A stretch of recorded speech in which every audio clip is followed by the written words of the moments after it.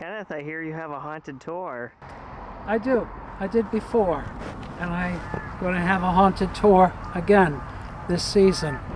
I put it in the back burner for a while in favor of history, but you know, I so enjoyed my haunted tour and the stories I'm able to share from over 20 years of spending time in Salem, knowing people in the witch community, enjoying some adventures, and when I least expected it, starting to meet the spirits here in Salem.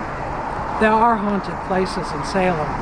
Now I'm at Broad Street Cemetery, and you know, we have a Massachusetts law. You can't go into a cemetery at night. No tour will bring you into a cemetery.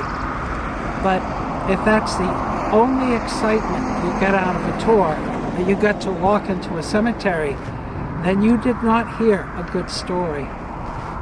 And that's what I would like to share this year. They're not giant tours. The stories are personal, and I'm interested in hearing your stories as well, because we're all interested.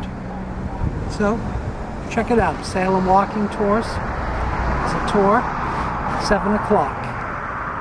Tuesdays, Wednesday, Thursday, Friday, Saturday, and Sunday. Maybe I'll see you there.